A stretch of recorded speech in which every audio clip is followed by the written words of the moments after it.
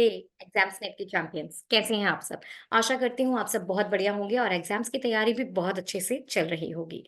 Students, आपने हमारी website www.examsnet.com को ज़रूर विजिट किया होगा और अगर नहीं किया है तो अभी कीजिए, क्योंकि यहाँ पर आपको ये वाला क्वेश्चन पेपर और भी मिलते-जुलते बहुत सारे पेपर्स मिल जाएँगे। एक बेहतर तैयारी के लिए आप हमारी ऐप भी डाउनलोड कर सकते हैं, जिसका लिंक आपको डिस्क्रिप्शन बॉक्स में मिल जाएगा। स्टूडेंट्स, आज हम करने जा रहे हैं SSC steno grade C and D 18 नवंबर 2022 का शिफ्ट 1 का पेपर। इस पेपर में हम 50 क्वेश्चन करेंगे लगभग, जो कि रहेंगे आपके मेंटल, जनरल इंटेलिजेंस और रीजनिंग के। तो चलिए ज़्यादा टाइम ना लगाते हुए पहला प्रश्न शुरू करते हैं। ये कहता है, उस विकल्प का चयन करें जो तीसरे शब्द से उसी प्रकार से संबंधित है। यानी कि आपको ये पता करना है कि यहाँ प्रश्नवाचक चिन्ह की जगह पर क्या आएगा। पौधा किसके साथ वैसे ही संबंधित होगा जैसे पशु प्राणी शास्त्र के साथ संबंधित है। तो यहाँ पर हमारा तर्क कुछ इस प्रकार है कि जो दूसरा शब्द है, वो पहले शब्द के से जुड़ा अध्ययन का क्षेत्र है।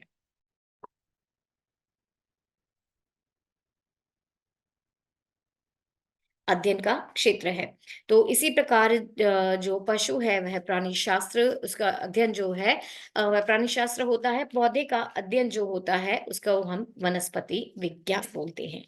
जिसको देखते हुए डी ऑप्शन हमारा सही उत्तर है, क्योंकि पौधा वनस्पति की श्रेणी में आता है, तो उसके अध्ययन को हम वनस्पति विज्ञान के नाम से जानते हैं।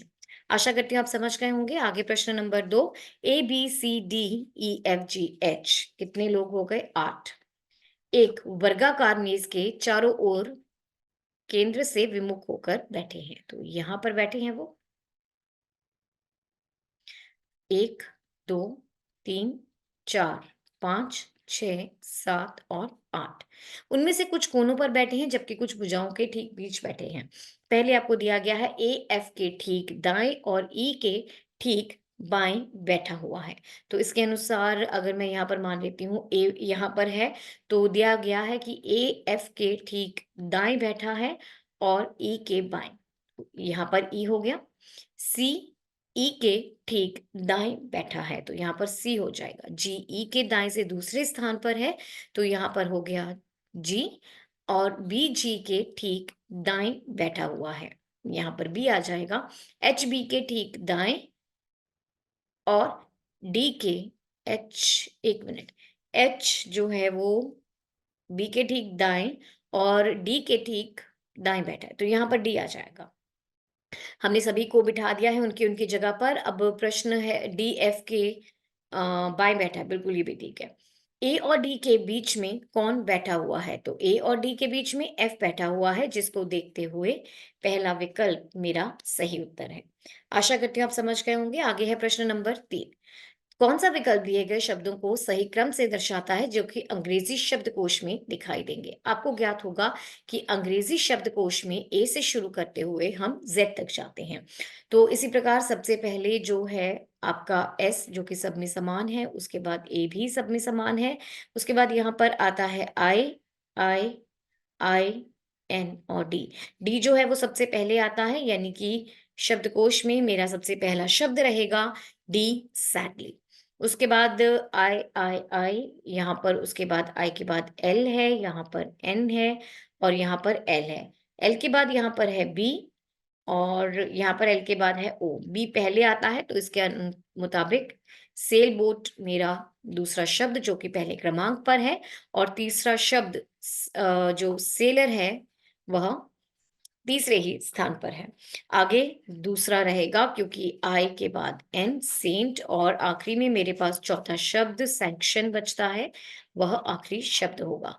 तो 5 1 3 2 4, 5 1 3 2 4, ऑप्शन बी रहेगा इस प्रश्न का सही उत्तर।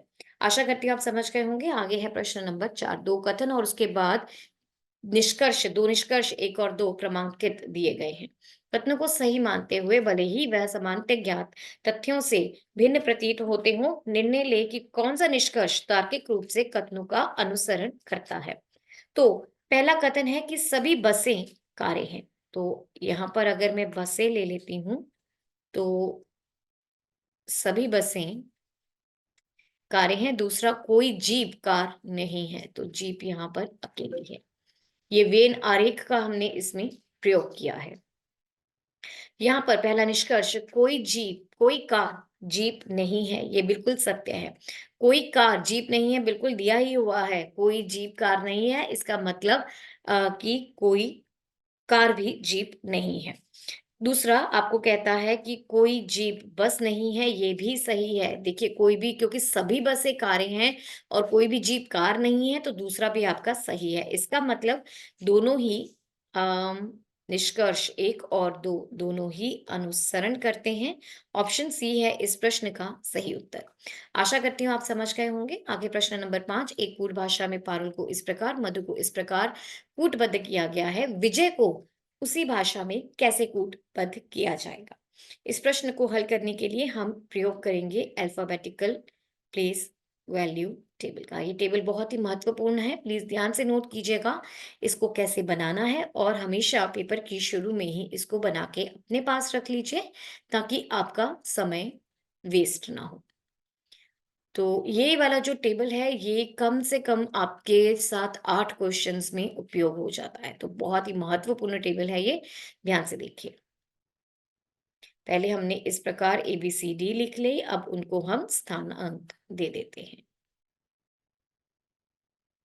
11, 12, 13, 14, 15, 16, 17, 18, 19, 20, 21, 22, 23, 24, 25 और 26। तो देखिए, पारुल जो है उसका कूट है RDTXN। इसी प्रकार मधु का कूट है ODFK और W। P का स्थानांक 16, 1, 18, 21 और 12 है। 18, 4, 20, 24 और 14, 13, 1, 4, 8 और 21,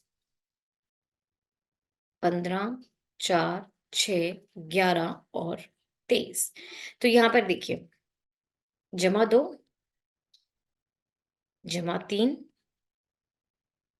जमा 2, जमा 3, जमा 2। इसी प्रकार जमा 2, जमा 3, जमा 2, जमा 3 और जमा 2। इसी प्रकार विजय को कैसे कूटबद्ध किया जाता है? VIJAY। अब V का स्थानांक है 22, 9, 10, 1 और 25। जमा 2, 24वां स्थान X का रहता है, 12वां स्थान L का रहता है, जमा 2, 12वां स्थान L का रहता है, चौथा स्थान D का रहता है और यहाँ पर पहला स्थान A का रहेगा। इसको देखते हुए XLLDA रहेगा इस प्रश्न का सही उत्तर। Option B. आशा करती हूँ आप समझ गए होंगे। आगे प्रश्न नंबर 6। एक लड़की की ओर इशारा करते हुए सीमा ने कहा, वह मेरे पिता की माँ के पति के इकलौते बेटे की बेटी है। वह लड़की सीमा से किस प्रकार से संबंधित है? देखिए, ऐसे प्रश्नों को करने के लिए हम वंश वृक्ष आरेख का उपयोग करेंगे। पहले वंश वंश, एक सेकेंड, सिंबल टेबल बना लेते हैं। एक मिनट। वंश सिंबल टेबल। इसमें एक व्रत जो है वह एक महिला को, एक वर्गाकार पुरुष, यह विवाहित जोड़े को भाई भाई, बहन बहन या बहन भाई, और यह अगली पीढ़ी को दर्शाएगा। अब दिए गए प्रश्न के अनुसार आपको दिया गया है कि एक लड़की की ओर इशारा करते हुए सीमा ने कहा, तो यहाँ पर पहले सीमा को ले लेते हैं। सीमा लड़का लड़की हमें नहीं ज्ञात, तो हम इसको ऐसे ही लिख देते हैं। वह मेरे पिता की माँ के, वह मेरे पिता, तो यहाँ पर रहेंगे सीमा के पिता और फिर उनकी माँ। ये रहे सीमा के पिता की माँ, पिता की माँ के पति, के पति, यहाँ पर ये 2 लाइन्स रहेंगी। 1 मिनट, इस प्रकार से। तो ये उनके पति हो गए, के इकलौते बेटे। तो देखिए इकलौता बेटा कौन-सा हो गया? वो तो सीमा का पिता ही हो गया ना, क्योंकि ये दोनों आपस में, इन दोनों की शादी हुई हुई है। अगर सीमा का पिता इनका बेटा है, तो ये इनका भी बेटा है, और इकलौता बेटा मतलब इनका एक ही बेटा है और कोई नहीं। वह लड़की सीमा से किस प्रकार से संबंधित है? एक लड़की की ओर इशारा करते हुए सीमा ने कहा, "वह मेरे पिता की।" वह लड़की 1 मिनट। एक लड़की की ओर इशारा करते हुए सीमा ने कहा, "वह मेरे पिता की माँ के इकलौते बेटे की बेटी है।" तो ये सीमा के पिता के इकलौते बेटे की बेटी। तो ये लड़की जो होगी वो सीमा की भी बेटी होगी, इकलौते बेटे की, ये इकलौता बेटा हो गया और उसकी बेटी है। बेटी यानी कि अगली जनरेशन आ गई, इसके पिता की बेटी, तो ये हो गई सीमा, माफ कीजिए, ये हो गई उस लड़की की बात, बेटी, जिसकी यहाँ पर बात हो रही है। देखिए, वह मेरे पिता की माँ के पति के इकलौते बेटे, यानी कि हम वापस यहाँ पर आ गए, की बेटी है, तो ये सीमा के पिता की बेटी है, यानी कि सीमा और वो लड़की आपस में क्या हो गए? आपस में भाई-बहन, या मतलब वो लड़की है, तो वो उसका आपस में सिब्लिंग्स यानी कि भाई-बहन हो गए। तो इसका अर्थ अभी प्रश्न में क्या है पूछा गया, वह लड़की सीमा से किस प्रकार से संबंधित है? वो उसकी बहन है। बी ऑप्शन इस प्रश्न का सही उत्तर है। आशा करती हूँ आप समझ गए होंगे। आगे प्रश्न नंबर 7, एक प्रश्न में कथन के बाद 2 निष्कर्ष हैं। कौन सा, दोनों में से कौन सा या कौन से निष्कर्ष सत्य हैं? ये आपको कथन दिया गया है, ध्यान से देख लेते हैं कथन को। ए छोटा है बराबर डी के, जो कि सी से छोटा है बराबर बी के, ई से बड़ा एफ, और यहाँ पर जी रहेगा। ठीक है, तो चलिए अब यहाँ पर सबसे पहला आपको निष्कर्ष दिया गया है कि बी ए से बड़ा है। देखिए, बी जो है वो डी से छोटा है, डी सी से छोटा है जो कि सी के बराबर है। इसका मतलब क्या है कि ए जो है वो बी से छोटा है, तो ये बिल्कुल सत्य है। ठीक है, बिल्कुल करेक्ट ऑप्शन। निष्कर्ष दूसरा, सी जो है वो एफ से छोटा है। यहाँ पर देखिए, ये सी है और ये एफ है। सी बी के बराबर था, यानी कि सी जो है वो ई से बड़ा है, जो कि एफ से बड़ा है, यानी कि सी जो है वो एफ से बड़ा है या बराबर है। तो इसका अर्थ क्या होगा कि ये गलत है, छोटा नहीं है वो बड़ा है। तो इसका मतलब केवल पहला ही निष्कर्ष सत्य है, ऑप्शन डी है इस प्रश्न का सही उत्तर। आशा करती हूँ आप समझ गए होंगे। आगे प्रश्न नंबर 8, निम्नलिखित में कौन सी संख्या दी गई श्रेणी में प्रश्नवाचक चिन्ह को प्रतिस्थापित करेगी? तो आपका यहाँ पर है 3, 7, 5, 61, 363 और प्रश्नवाचक चिन्ह। अब यहाँ पर 4 जमा हो रहा है, यहाँ पर 2 जमा हो रहा, माइनस हो रहा है, और यहाँ पर 55 जमा हुआ, नहीं ऐसा, ये इस क्रम में नहीं चलेगा, कुछ और सोचना पड़ेगा हमें।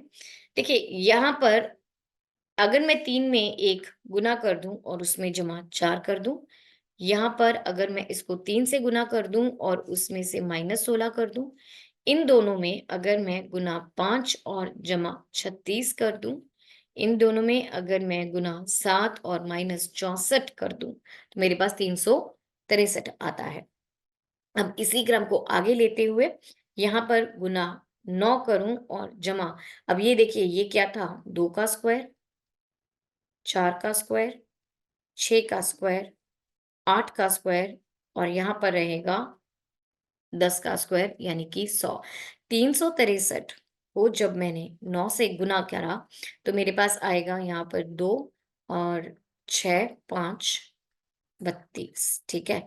तो ये आएगा 32 में जब मैंने 100 को जमा किया 3, 3, 6, 7 तो यहाँ पर आना चाहिए ये पहला विकल्प इस प्रश्न का सही उत्तर रहेगा। आशा करती हूँ आप समझ गए होंगे। आगे है प्रश्न नंबर 9। प्रश्न नंबर 9, उस आकृति का चयन कीजिए जो पैटर्न को पूरा करने के लिए दी गई आकृति में प्रश्न चिन्ह को प्रतिस्थापित करेगी। तो देखिए यहाँ पर कौन सी आकृति है जिसको मैं यहाँ पर बनाऊंगी।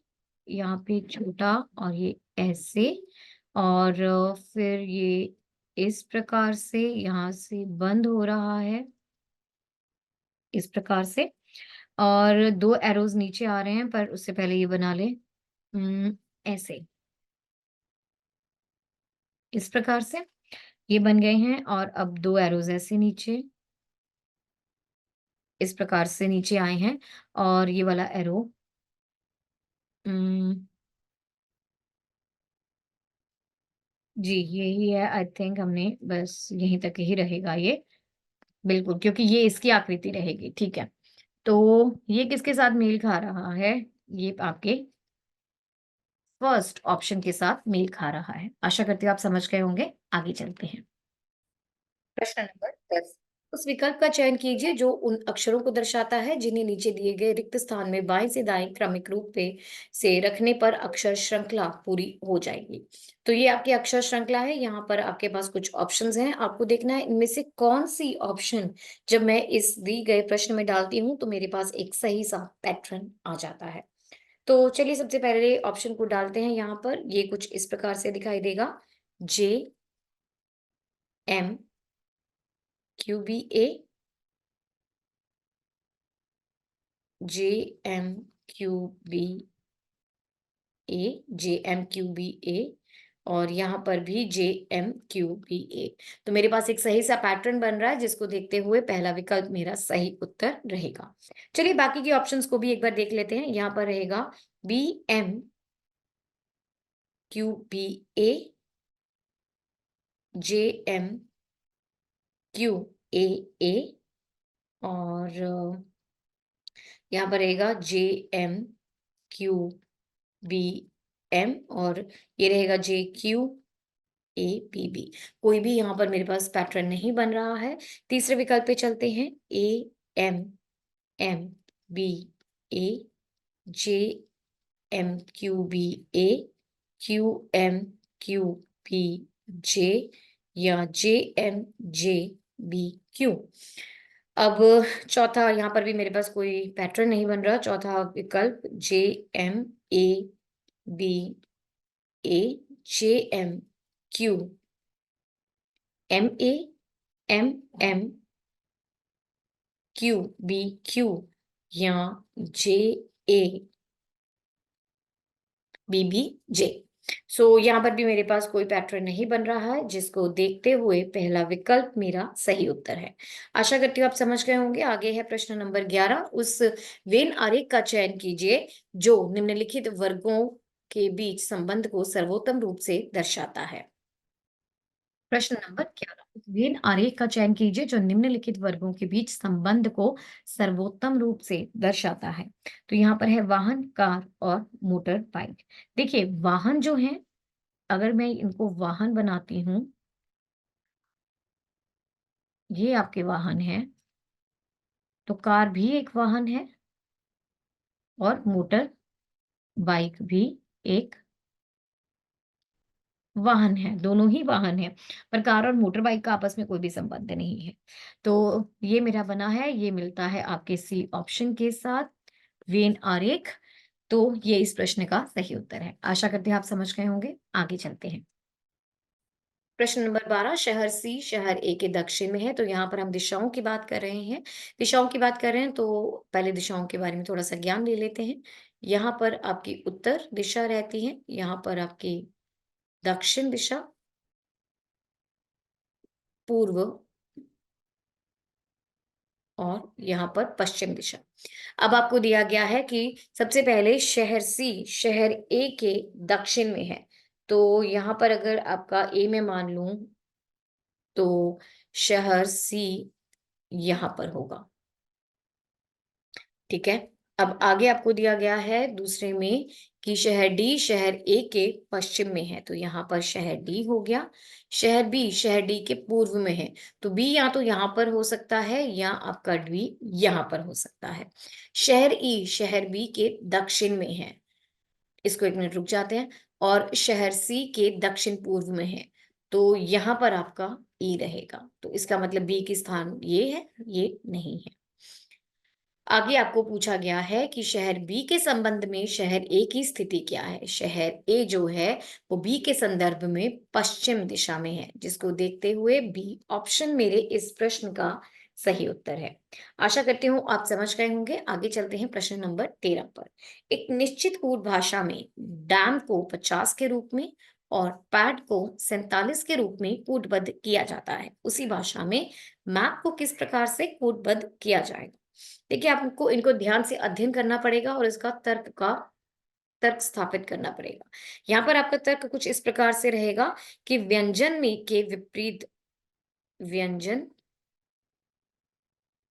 के विपरीत अक्षरों के स्थानीय मान जमा स्वर के स्थानीय मान का योग में मैं अगर 12 करूंगी, जमा करूंगी तो मेरे पास कूट आ जाएगा। तो सबसे पहले डैम को ले लेते हैं। डी एक व्यंजन है, इसके विपरीत दिशा में डब्ल्यू रहता है जो कि स्थानांक आपका 23 है। एक स्वर है, इसका स्थानांक 1 होता है। एम के ऑपोजिट डायरेक्शन में एम आता है जिसका स्थान अंक 14 है। तो इसका मतलब 23 जमा 1 जमा 14 जमा 12, ये मुझे 50 देता है। इसी प्रकार से PAT P A T, P एक व्यंजन है, इसकी विपरीत दिशा में आपके पास के है जिसका स्थान अंक 11 है। ए एक स्वर है, इसको ऐसे ही रहने देते हैं। डी एक व्यंजन है जिसके उल्टी दिशा में विपरीत दिशा में 23 है। तो अब इसका कूट रहेगा 11 जमा 1 जमा 23 जमा 12। जी, ये रहेगा आपके पास 25, 26 और माफ कीजिए 35। जी, ये 47 हो जाएगा, जो कि मेरा दूसरा कूट है। हमें ज्ञात करना है मैप का कूट। तो एम एक व्यंजन है, इसकी विपरीत दिशा में एन जो कि 14वें स्थान पर, ए एक स्वर है, पी की विपरीत दिशा में के रहता है जिसका स्थानांक 11 है। तो ये 14 जमा 1 जमा 11 जमा 12 जो कि आपको 38 दे देगा, जिसको देखते हुए पहला विकल्प आपके इस प्रश्न का सही उत्तर रहेगा। आशा करती हूँ आप समझ गए होंगे। आगे प्रश्न नंबर 14, उस अक्षर समूह का चयन कीजिए जो दी गई श्रृंखला में प्रश्नवाचक चिन्ह को प्रतिस्थापित करेगा और इसे तार्किक रूप से पूर्ण बनाएगा। तो यहाँ पर आपको प्रश्नवाचक चिन्ह की जगह पर क्या आएगा उसका अनुसरण करना है। इसके लिए भी हम अपने अल्फाबेटिकल प्लेस वैल्यू टेबल का ही इस्तेमाल करेंगे। तो ध्यान से देखिए, FRPHTR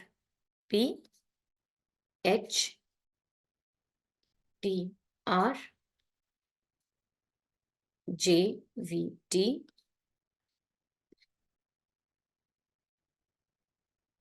यहाँ पर N Z और X। अब आप देखें तो FGH 2 स्थान आगे गई हूं मैं, HIJ 2 स्थान आगे, तो यहाँ पर भी RST यानी कि 2 स्थान, TUV PQR RST यानी कि मैं 2-2 स्थान आगे चल रही हूँ। यहाँ पर भी 2 स्थान आगे रहेंगे, J के बाद के और फिर LV WX आगे, TUV। तो LXV रहेगा मेरा इस प्रश्न का सही उत्तर, ऑप्शन डी। आशा करती हूँ आप समझ गए होंगे। प्रश्न नंबर 15 अगला। दी गई श्रृंखला को पूरा करने के लिए कौन सा अक्षर समूह प्रश्नवाचक चिन्ह को प्रतिस्थापित करेगा? तो यहाँ पर आपके पास है GROW जो कि बदलता है N, J, G और G में, इस प्रकार से B, D, Q और A में, I, L, I और K में। अब इनके स्थानांक देख लेते हैं। जी का होता है, एक मिनट, 7, 18, O 15, 23, 14, 10, 7, 7, 2, 20, 17, 1, 9, 12, 9 और 11।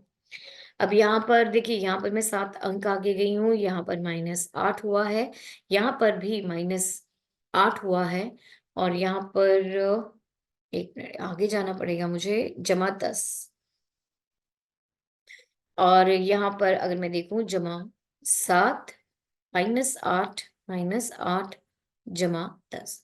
तो इसी का अनुसरण करते हुए +7 -8 -8 +10, ये मुझे देगा यहाँ पे 14 +7 21, 21वां स्थान आपका होता है यू का, यहाँ पर 2 बी, और यहाँ पर आएगा 26, यानी कि एक मिनट, सॉरी 7 है, 7 में से 8 माइनस किया तो ये मुझे 25 देगा, जो कि वाई का स्थान है।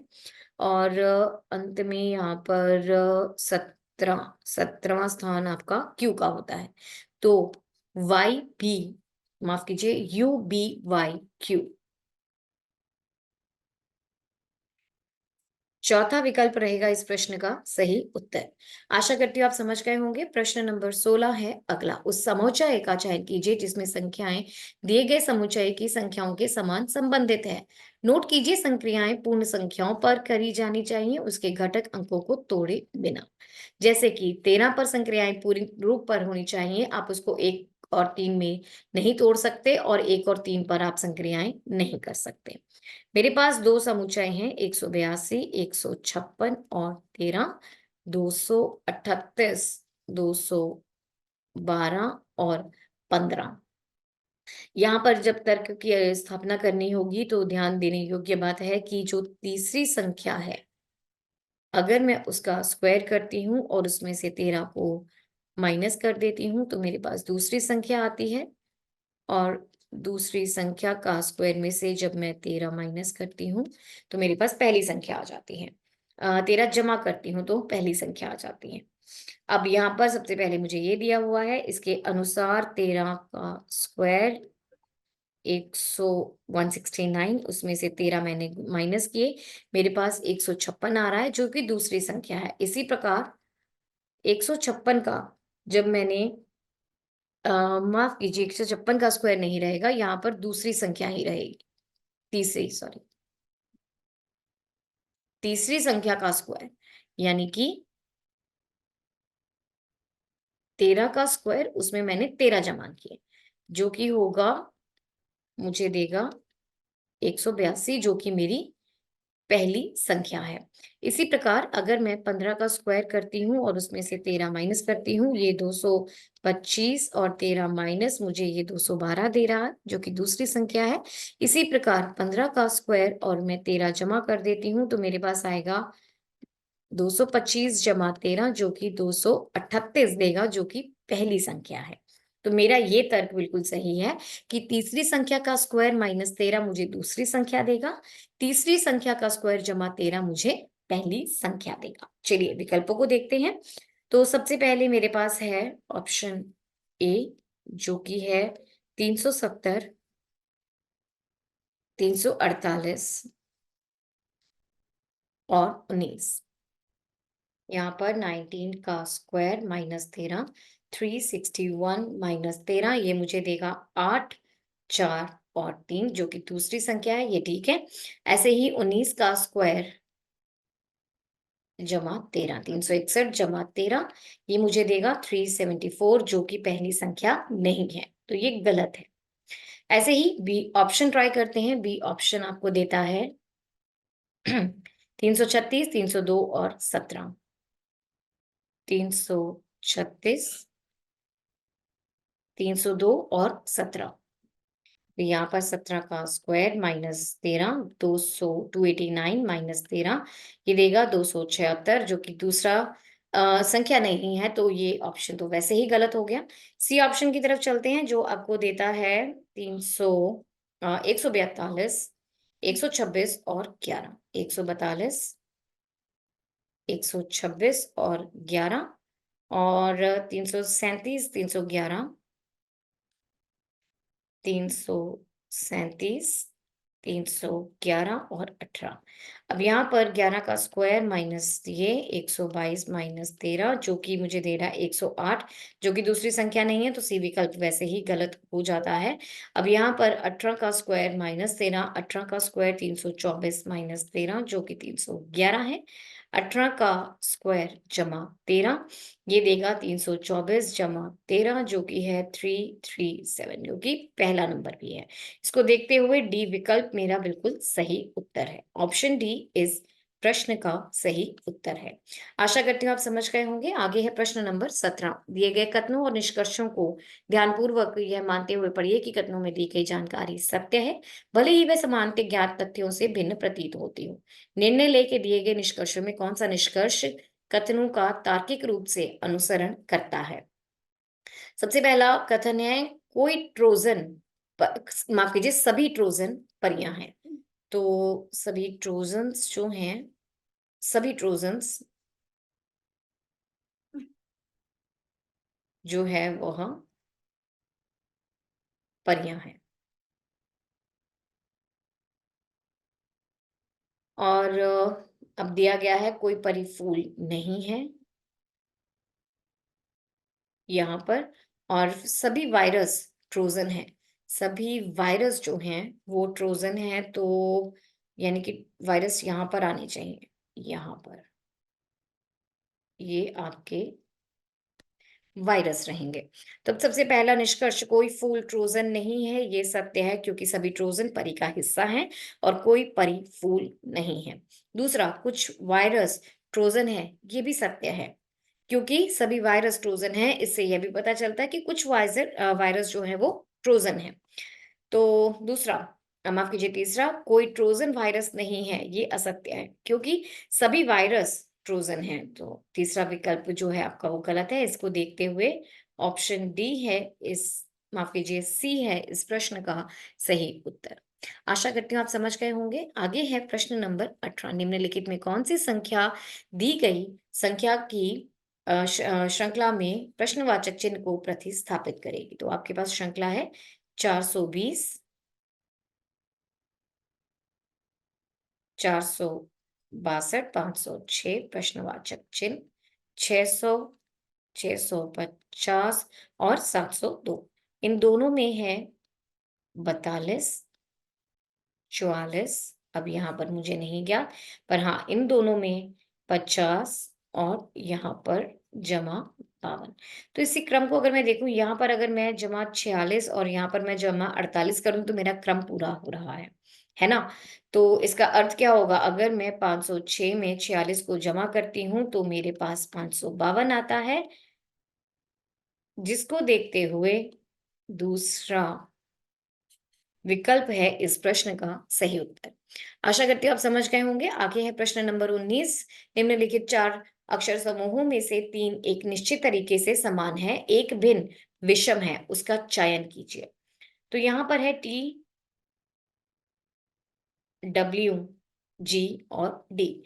अगर आप इसको हमारे अल्फाबेटिकल प्लेस वैल्यू टेबल में देखेंगे तो आपको ये ज्ञात होगा कि डब्ल्यू और डी जो हैं वह आपस में विपरीत दिशा में है और टी और जी ये दोनों विपरीत दिशा में है। इसी प्रकार से दूसरा A D Z E,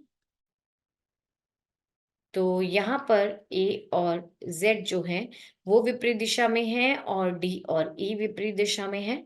P S के एच मेरा तीसरा विकल्प। यहाँ पर पी और के विपरीत दिशा में है, एस और एच विपरीत दिशा में है। आगे है एफ आई यू और आर। अब यहाँ पर देखिए कि एफ और यू विपरीत है और आई और आर विपरीत दिशा में है। तो इनमें से कौन सा विकल्प मेरा इसका अनुसरण नहीं कर रहा? एक चीज मैंने यहाँ पे गलती कर दी है, डी और ई ये विपरीत नहीं है, ये साथ में है। तो ये बताना मैं आपको यहाँ पर भूल गई थी।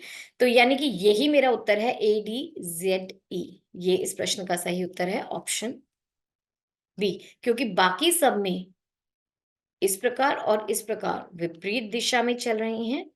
यहाँ पर भी विपरीत दिशा में चल रहे हैं और सिर्फ जो आपका ADZE है वह यहाँ पर विपरीत और साथ में चल रहे हैं। तो इसके कारण मेरा ऑप्शन बी जो है वो सही उत्तर है। आशा करती हूँ आप समझ गए होंगे। आगे प्रश्न नंबर 20, उस समुच्चय का चयन कीजिए जो उसमें संख्याएं उसी प्रकार से संबंधित है जैसे निम्नलिखित समुच्चय की संख्याएं आपस में संबंधित है। इसका वही रहेगा, आप 13 को तोड़ नहीं सकते हैं, किसी भी संख्या को आप तोड़ नहीं सकते हैं, आपको उसके ऊपर पूर्णतः रूप से ही जो है वो संक्रियाएं करनी होंगी। तो सबसे पहले यहाँ पर है मेरे पास 212, 101 और 111, 256, 123, 133।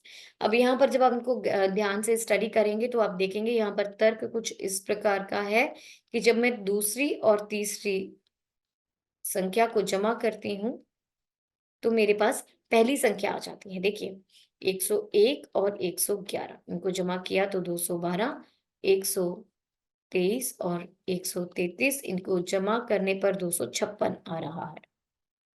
तो यानी कि ये तर्क मेरा सही है। चलिए ऑप्शन ए को चेक कर लेते हैं।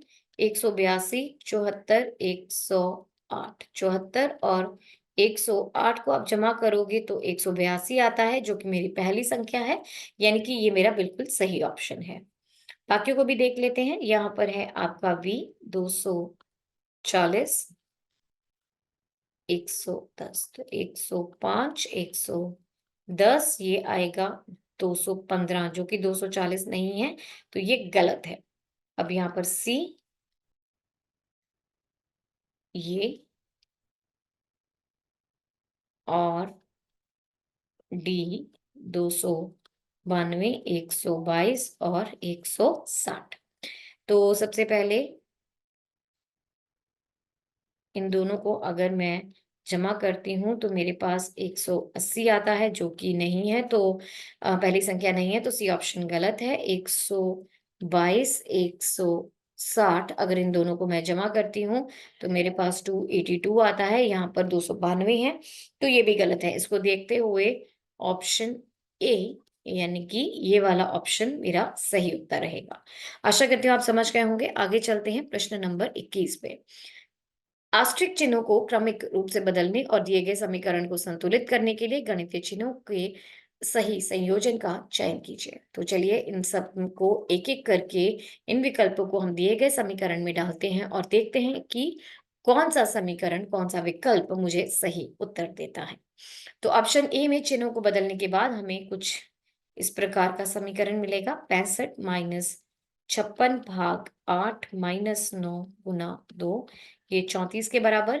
इसमें हम बॉड मास का ध्यान रखेंगे जो कि आपको बोलता है कि सबसे पहले ब्रैकेट्स, फिर ऑफ, डिवीजन, मल्टीप्लिकेशन, एडिशन और अंत में सब्ट्रैक्शन का हल किया जाएगा। तो इससे मेरे पास आएगा, माफ कीजिए, 7, 65 माइनस 7 माइनस 19 गुना 2, ये मुझे 34 देना चाहिए। 65 माइनस 7 माइनस 38, 34। 65 में से ये दोनों माइनस कर दिए अगर मैंने, ये मुझे देगा 45 जो कि 20 34 के बराबर नहीं है, तो आपका ए विकल्प गलत। बी ऑप्शन में चिन्हों को आपस में बदलने के बाद आपके पास आता है 65 जमा 56 जमा 8 माइनस 9 गुना 2, यह 34 के बराबर, यह 38 34 के बराबर। अब इन तीनों को हम जमा कर लेते हैं, 129 माइनस 38 और यहाँ पर आएगा 91 जो कि 34 के बराबर नहीं है, तो बी विकल्प भी मेरा गलत हो जाता है। अब चलते हैं सी विकल्प की ओर। यहाँ पर दिए गए चिन्हों को परस्पर बदलने के बाद अ, माफ कीजिए, इसमें डालने के बाद इस समीकरण में मेरा समीकरण कुछ इस प्रकार से हो जाएगा। 65 जमा 56 गुना 8 माइनस 9 19 2 माइनस 19 गुना 2, ये 34 के बराबर आना चाहिए। तो सबसे पहले ये दोनों आपस में गुना होंगे। 65 448 माइनस 38 34, इन दोनों को जमा करने पर 513 माइनस 38 जो कि 475 है, 34 के बराबर नहीं है। तो डी सी भी मेरा गलत हो गया है। अब डी ऑप्शन में दिए गए चिन्हों को बदलने के बाद मेरा समीकरण हो जाएगा 65 56 भाग 8 माइनस 19 गुना 2, यह 34 के बराबर आना चाहिए। इन दोनों को गुना करने पर मेरे पास 7 आएगा, माइनस 19 गुना 2, अब ये होगा 65 जमा 7 माइनस 38 बराबर 34। इन दोनों को जमा करने पर 72 माइनस 38, ये मुझे 34 देता है जो कि 34 के बराबर है। तो ऑप्शन डी रहेगा मेरे इस प्रश्न का सही उत्तर। आशा करती हूँ आप समझ गए होंगे। आगे चलते हैं प्रश्न नंबर 22 पर। निम्नलिखित 4 अक्षर समूहों में से 3 एक निश्चित तरीके से समान है और एक भिन्न यानी कि विषम है। उस विषम को चुनिए। इसका हल करने के लिए भी हम अपने अल्फाबेटिकल प्लेस वैल्यू टेबल का इस्तेमाल करेंगे। यहाँ पर है MPJ, DIP, HKE, TWQ। अब इनके स्थानांक लिख लेते हैं। M होता है आपका 13वें स्थान पर, 4, H 8, 20, 16, 9, 11, 23, 10, 2, 5 और 17। अब आप इनको ध्यान से देखेंगे तो यहाँ पर हो रहा है जमा 3 माइनस 6 जमा 1 मिनट, ये 4 था तो यहाँ पर जमा 5 माइनस 7 जमा 3 माइनस 6 जमा 3 और माइनस 6। तो इसका मतलब ये ऑप्शन मेरा भिन्न है, DIB, क्योंकि यहाँ पर जमा 5 माइनस 7 हो रहा है, बाकी सब में जमा 3 माइनस 6 का अनुसरण हो रहा है, जिसको देखते हुए ऑप्शन बी रहेगा इस प्रश्न का सही उत्तर। आशा करती हूँ आप समझ गए होंगे। आगे है प्रश्न नंबर 23। 3 कथन और उनके बाद 2 निष्कर्ष दिए गए हैं। आपको उन कथनों को ध्यान से देखना है और उन्हें सत्य मानना है, भले ही वह सामान्यतः ज्ञात तथ्यों से भिन्न प्रतीत होते हों, और निर्णय लेना है कि कौन सा निष्कर्ष तार्किक रूप से उन कथनों का अनुसरण करता है। तो चलिए देखते हैं। यहाँ पर सबसे पहले दिया गया है सभी दाढ़ियां नाखून है, तो सभी दाढ़ियां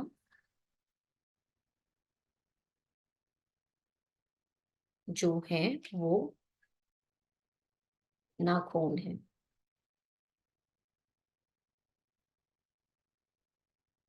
आगे कुछ नाखून जो है वो अंगूठियां हैं। अंगूठियां, जी। सभी अंगूठियां पेंडेंट हैं।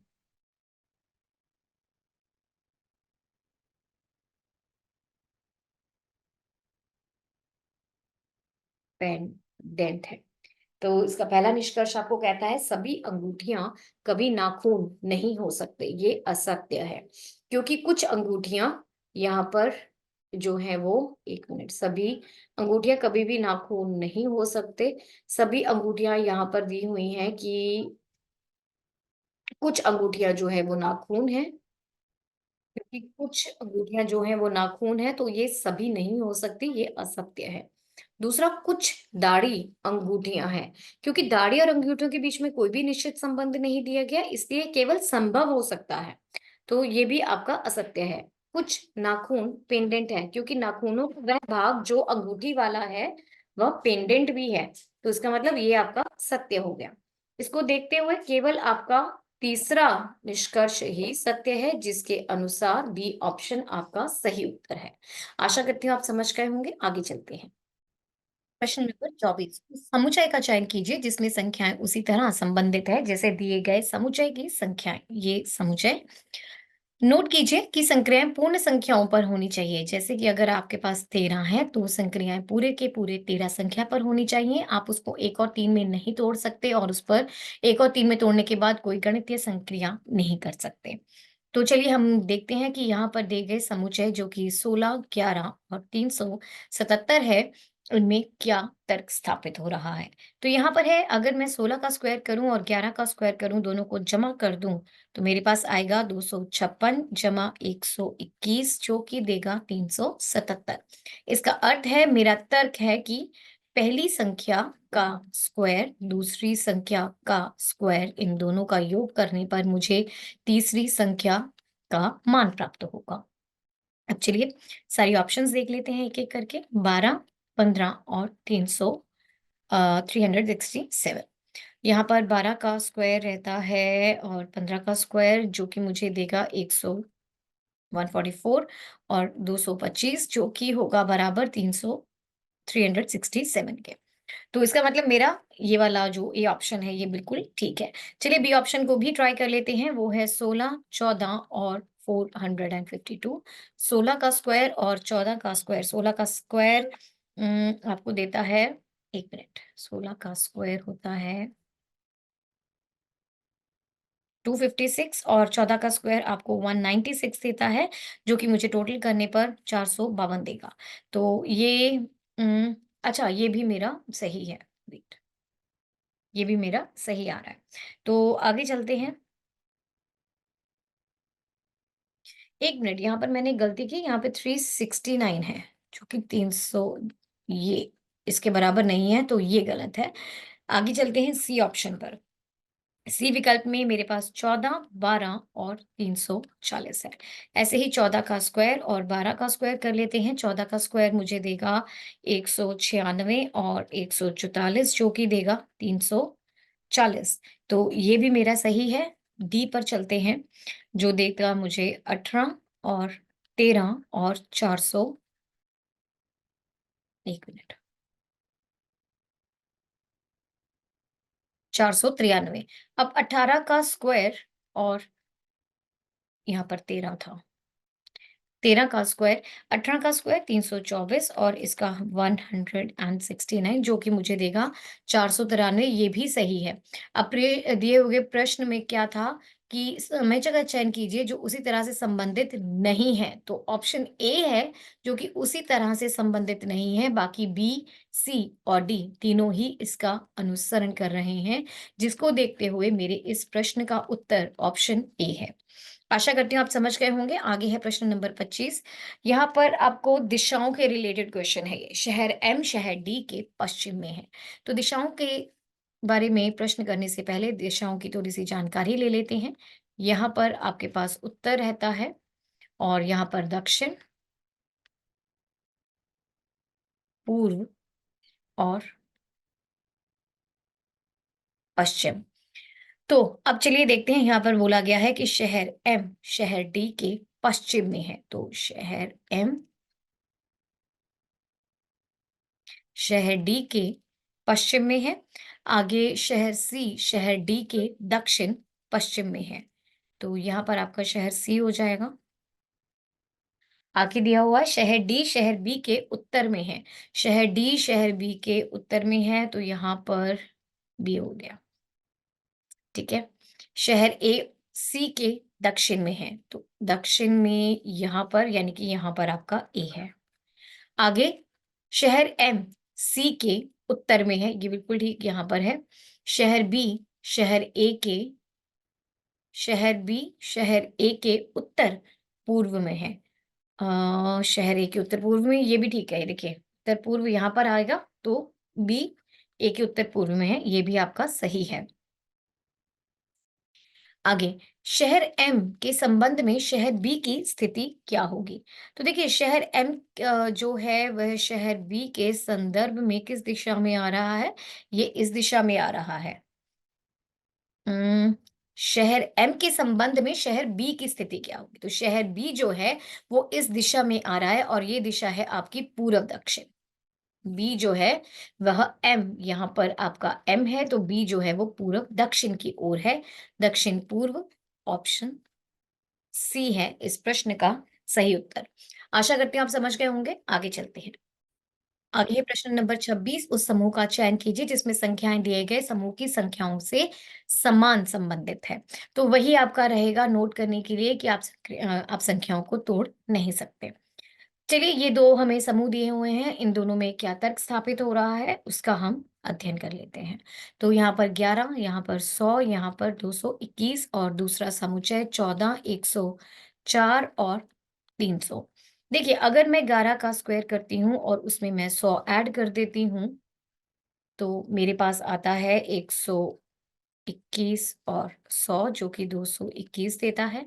इसी प्रकार अगर मैं 14 का स्क्वायर करके उसमें 104 ऐड कर देती हूँ, ये 196 और 104 मुझे 300 दे रहा है। यानी कि मेरा तर्क पहली संख्या का स्क्वायर उसमें दूसरी संख्या को जमा करने पर मेरे पास तीसरी संख्या आ जाती है। तो चलिए देखते हैं ऑप्शंस को। पहली ऑप्शन है आपके पास 15, 175 और 390। दूसरी 17, 131 और 410। यहाँ पर 15 का स्क्वायर करने और 175 को ऐड करने पर 225, 175 ये मेरे पास 400 आएगा जो कि 390 नहीं है, तो ये गलत है। इसी प्रकार यहाँ पे 17 का स्क्वायर जमा 131, 17 का स्क्वायर मुझे देता है 289 और इसमें 131 जब मैं जमा करूंगी तो मेरे पास आएगा 0, 2 और 4। यहाँ पे 410 है, तो ये भी गलत हो गया। तो चलिए सी ऑप्शन की ओर चलते हैं, वो मुझे दे रहा है 19, 121, 445, 13, 162 और 331।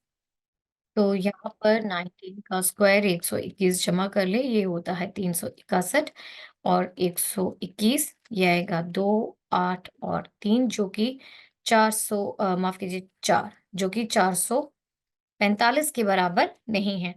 तो आगे चलते हैं। यहाँ पर 13 का स्क्वायर 162, 169, 162, 1, 3 और 3 जो कि बिल्कुल सही है। इसका अर्थ क्या हुआ कि डी ऑप्शन मेरा सही उत्तर है। आशा करती हूँ आप समझ गए होंगे। आगे चलते हैं प्रश्न नंबर 21 पे, 27 पे।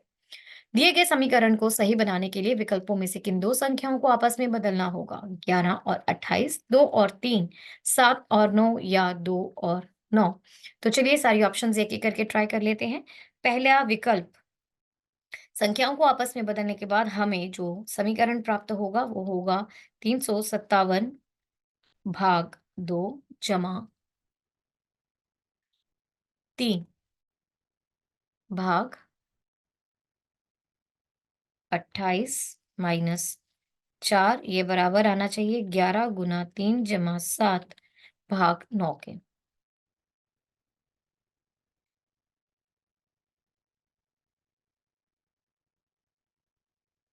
अब BODMAS का अनुसरण करते हुए सबसे पहले ब्रैकेट सॉल्व होंगी और ब्रैकेट्स के अंदर सबसे पहले डिवीजन और यहाँ पर मल्टीप्लाई सॉल्व होगा। तो जब मैं 357 को 2 से भाग करूँगी मेरे पास आएगा 187.5 जमा 3 को भाग किया जाएगा 28 माइनस 4 से, यहाँ पर मेरे पास आएगा 33 जमा 7 भाग 9। इन दोनों को जमा करने पर मेरे पास 190.5 भाग 28 माइनस 4 और यहाँ पर 40 भाग 9। ये आ जाएगा इन दोनों को भाग करने पर 6.80 माइनस 4, यहाँ पर आएगा 4.44, 2.80 ये 4.44 के बराबर नहीं है, तो पहला विकल्प जो है वो मेरा गलत है। दूसरे की ओर चलते हैं। अब दिए गए संख्याओं को आपस में बदलने के बाद मेरे पास आएगा 357 भाग 3 जमा 2 भाग 11 माइनस 4, यह बराबर होना चाहिए 28 गुना 2 जमा 7 भाग 9 के। तो सबसे पहले ब्रैकेट्स के अंदर ये इनको सॉल्व करने के बाद 119 जमा 2 भाग 11 माइनस 4, ये बराबर आएगा 56 जमा 7 भाग 9। 121 भाग 11 माइनस 4, 63 भाग 9, ये आएगा 11 माइनस ये 4 और यहाँ पर आएगा 7, तो 7 बराबर 7, इसका मतलब बी विकल्प मेरा सही उत्तर है। चलिए सी और डी भी ट्राई कर लेते हैं। तो दिए गए संख्याओं को बदलने के बाद मेरे पास समीकरण होता है 357 भाग 2 जमा 3 भाग 11 माइनस भाग 11 माइनस 4, यह बराबर है 28 गुना 3 जमा 9 भाग 7। इन दोनों को करने के बाद भाग 187.5 जमा 3 भाग 11 माइनस 4, इन दोनों को गुना करने के बाद यहाँ पर मेरे पास 84 जमा 9 भाग 7, यहाँ पर आएगा 190.5 भाग 11 माइनस 4 और इन दोनों को जोड़ने के बाद 93 भाग 7। इन दोनों को आपस में भाग करने के बाद 17.32 माइनस 4, 13.28, यहाँ पे आएगा 13.32 और यहाँ पर 13.28 था जो कि आपस में बराबर नहीं है। तो सी भी मेरा गलत विकल्प है। अब डी की ओर चलते हैं। संख्याओं को आपस में बदलने के बाद मेरा समीकरण होगा 357 भाग 9 जमा 3 भाग 11 माइनस 4, ये बराबर होना चाहिए 28 गुना 3 जमा 7 भाग 2 के। इन दोनों को आपस में भाग करने के बाद मेरे पास आएगा 39.69 जमा 3 भाग 11 माइनस 4, ये बराबर आना चाहिए 84 जमा 7 भाग 2 के। इन दोनों को आपस में जोड़ने के बाद 42.67 भाग 11 माइनस 4 और यहाँ पे 91 भाग 2। इन दोनों को भाग करने के बाद यहाँ पर आएगा 2.3.88 माइनस 4, 45.5 और ये मुझे देगा माइनस 0.12 जो कि 45.5 के बराबर नहीं है। तो इसका अर्थ ये भी गलत है, सी भी गलत था, बी सही था और ए भी गलत था। तो इस प्रश्न का सही उत्तर आपका दूसरा विकल्प है ऑप्शन बी। आशा करती हूँ आप समझ गए होंगे। आगे चलते हैं प्रश्न नंबर 28 पे। दिए गए दर्पण को जब दर्पण को नीचे दिखाए अनुसार mn पर रखा जाए तो दी गई आकृति को सही दर्पण प्रतिबिंब का चयन कीजिए। तो देखिए यहाँ पर ये मेरी आकृति है और आपको मालूम है कि जब हम अपनी छाया देखते हैं दर्पण में तो जो दायां होता है वह बाईं ओर नजर आता है और जो बायां होता है वह दाईं ओर नजर आता है।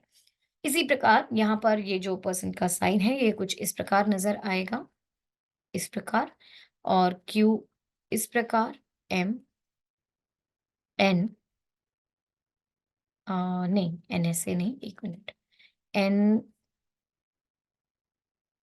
N यहाँ पर रहेगा, ऐसे जाएगा जी, और 7 ऐसे, यहाँ पर ये 4 इस प्रकार से, B भी उल्टा रहेगा और 8 तो पता ही नहीं लगता है ना कैसे होगा। तो ये कुछ इस प्रकार से। अब ये किसके साथ मेल खाता है? पहले विकल्प के साथ। ऑप्शन ए रहेगा इस प्रश्न का सही उत्तर।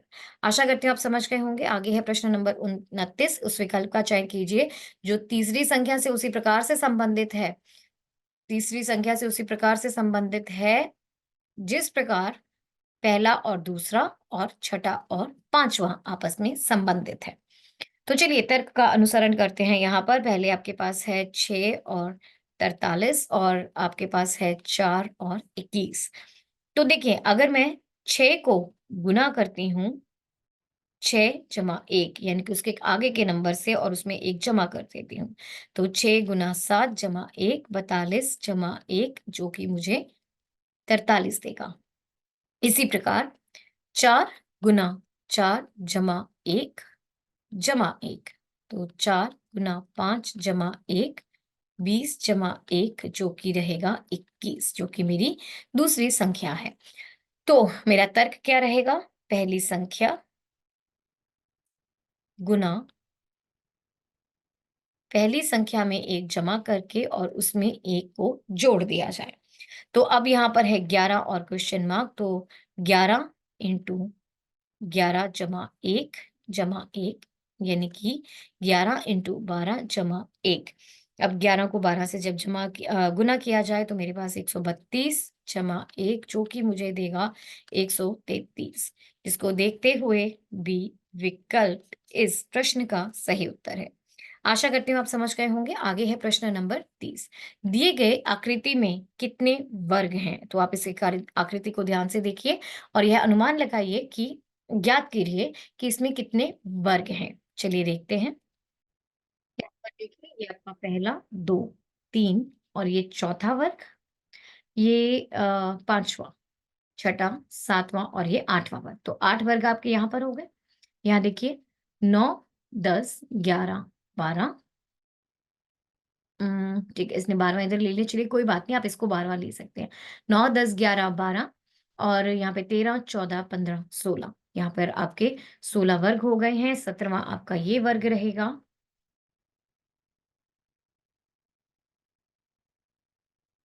तो ध्यान से देखिए, ये आपका 17वाँ वर्ग, ये 18, ये 19, 20, 21, 22, ये पूरा बड़ा वाला 23, फिर 24, ये 25 और ये 26। पहले हमने उनको अंदर-अंदर बाँट दिया, अब उनको हम बड़े तौर पे देख रहे हैं। तो ये 26 और ये बड़ा वाला 27 और ये 28। तो इसमें टोटल कितने वर्ग हो जाते हैं आपके पास? 28, जिसको देखते हुए पहला विकल्प इस प्रश्न का सही उत्तर है। आशा करती हूँ आप समझ गए होंगे। अगला है 31वां क्वेश्चन। उस विकल्प का चयन कीजिए जो तीसरे पद से उसी प्रकार से संबंधित है जैसे दूसरा पद पहले से और छठा 5वें से संबंधित है। तो आपने ज्ञात करना है यहाँ पे प्रश्नवाचक चिन्ह की जगह पर क्या आएगा। तो चलिए देखते हैं हमारे पास जो 2 दिए हुए हैं आपको, पद दिए हुए हैं 16 और 50, यहाँ पर 144 और 338। यहाँ पर देखिए अगर मैं 16 का स्क्वायर रूट लेती हूँ और उसमें मैं 1 जमा करके फिर उसका स्क्वायर करती हूँ और उसको फिर मैं 2 से गुना कर देती हूँ। यानी कि 4 जमा 1 का स्क्वायर गुना 2, 5 का स्क्वायर गुना 2 जो कि 25 इंटू 2 50 रहता है। ऐसे ही 144 का रूट उसमें 1 जोड़कर उसका स्क्वायर करके उसमें 2 गुना कर दिए जाएँ, ये होगा 12 जमा 1 का स्क्वायर गुना 2, 13 का स्क्वायर जमा गुना 2 तो ये होगा 169 इंटू 2 ये मुझे देगा 338। तो यानी कि मेरा तर्क कुछ इस प्रकार है कि आपने पहली संख्या का रूट लेना है, उसमें 1 जमा करके उसका स्क्वायर करना है और फिर उसको 2 से गुना करना है। तो चलिए यहाँ पर देखते हैं 49 है, तो 49 का किस प्रकार रहेगा? उसका रूट जमा 1 का स्क्वायर गुना 2, 7 जमा 1 का स्क्वायर गुना 2, 8 का स्क्वायर गुना 2, 64 गुना 2 जो कि मुझे देगा 128। इस प्रश्न का सही उत्तर ऑप्शन ए है 128। आशा करती हूँ आप समझ गए होंगे। आगे है प्रश्न नंबर 32। उस विकल्प का चयन कीजिए जो 5वें अक्षर समूह से उसी प्रकार संबंधित है जैसे दूसरा अक्षर समूह पहले से और चौथा अक्षर समूह तीसरे से संबंधित है। यानी कि इन दोनों में कुछ संबंध है, वही संबंध इन दोनों में भी है। उसी संबंध के अधिकार पर फ्लिंसी किस से मेल खाएगा इन सभी ऑप्शंस में से? इस प्रश्न को करने के लिए हम अपने अल्फाबेटिकल प्लेस वैल्यू टेबल का ही इस्तेमाल करेंगे, तो प्लीज वो टेबल अपने सामने रख लीजिए। तो चलिए सबसे पहले है मेरे पास मास्टर, MASTER, और यहाँ पर है स्माइल्स, कुछ इस प्रकार से। अब मास्टर में देखिए एक चीज है, ये किस में बदल रहा है? TSAMR और E। यहाँ देखिए ये E इधर आ गया, ये R इधर आ गया, M इधर गया, A इधर गया, S और T। इसी प्रकार ये S देखिए यहाँ पर, इसको लिख लें पहले, LIMSSE। तो यहाँ पे S चला गया, यहाँ पे M चला गया, यहाँ पर I चला गया और यहाँ पर L, E इधर और S इधर चला गया। अब इसी तर्क के के आधार पर फ्लिम्सी देखते हैं किसमें चेंज होगा। तो फ्लिम्सी यहाँ पर मेरा F, L, I और M, S और Y। तो ये हो जाएगा MILFYS, जिसकी जो कि मेल किससे खाता है? MILFYS, तीसरे विकल्प से, ऑप्शन सी से। आशा करती हूँ आप समझ गए होंगे। आगे है प्रश्न नंबर 33। कौन सी निम्नलिखित में कौन सी संख्या दी गई श्रेणी में प्रश्नवाचक चिन्ह को प्रतिस्थापित करेगी?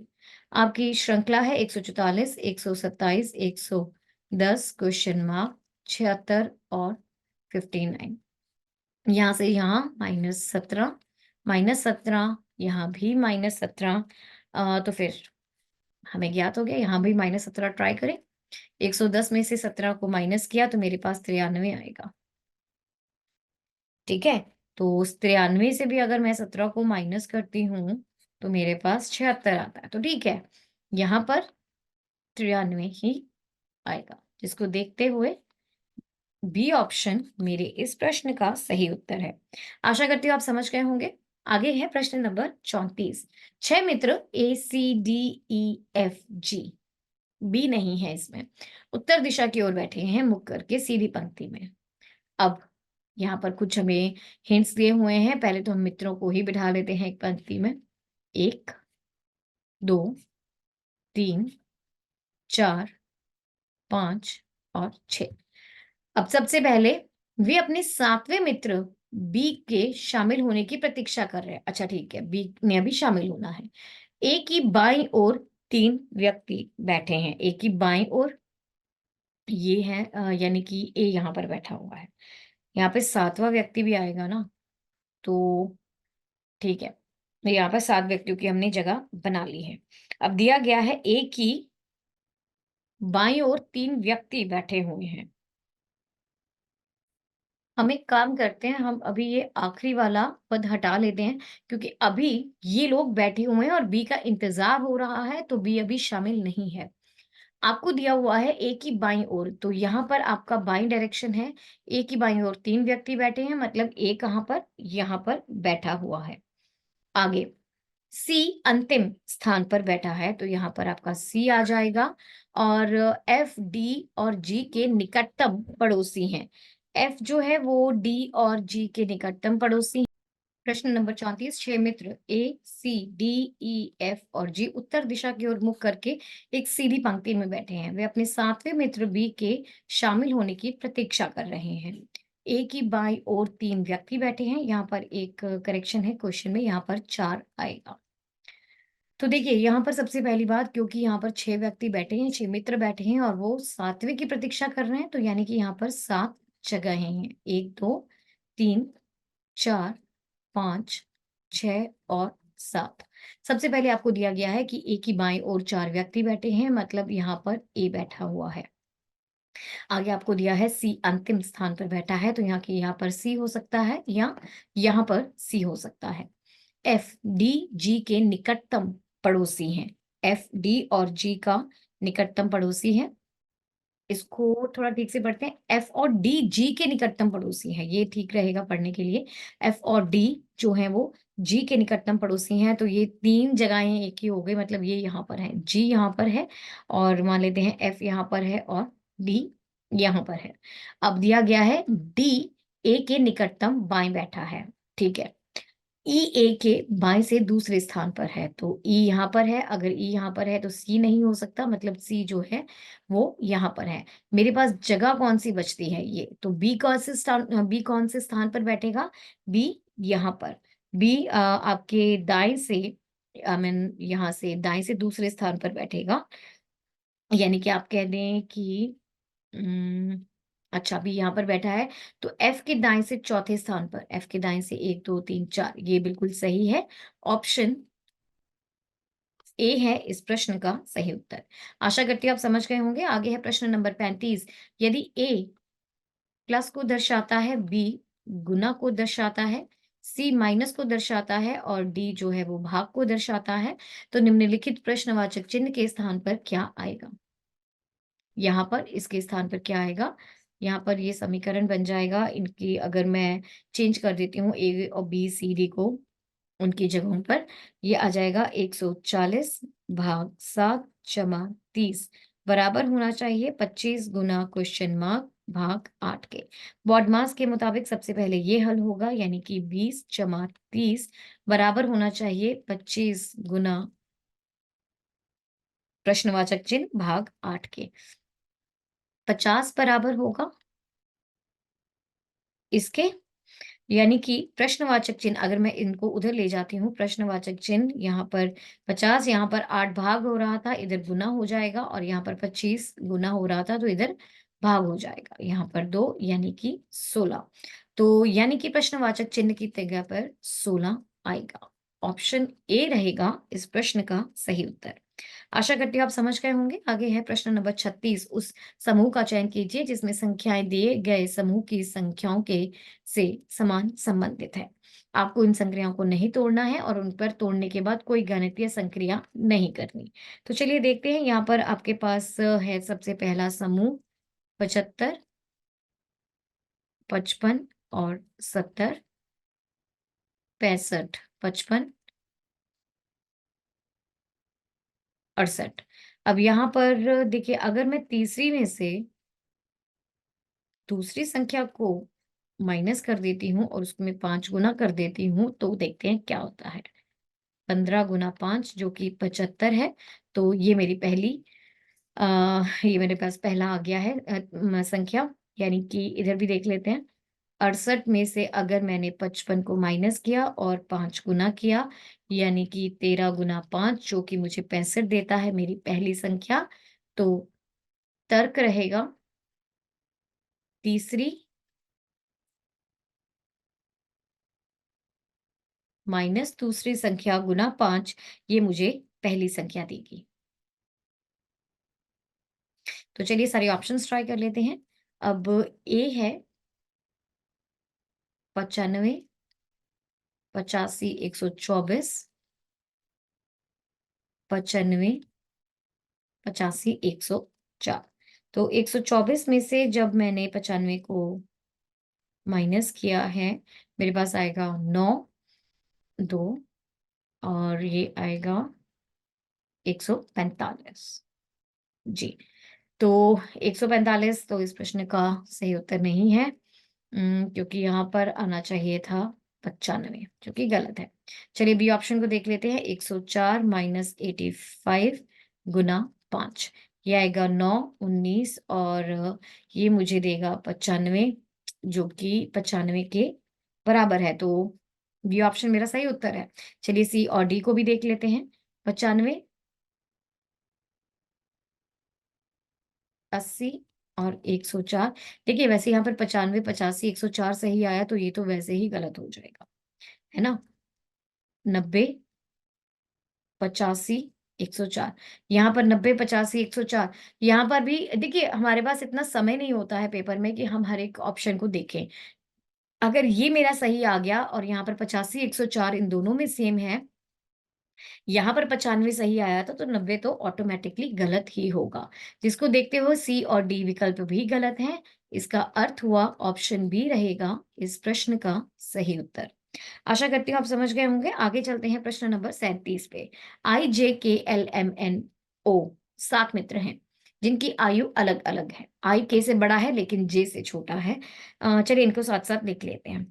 यहाँ पे दिया हुआ है आई के से बड़ा है, लेकिन जे से छोटा है।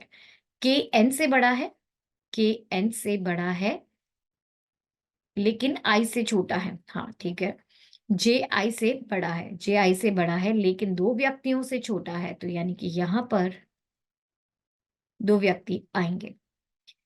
एल जे से बड़ा है, एल जे से बड़ा है यानी कि एल या तो इधर आ सकता है या इधर आ सकता है।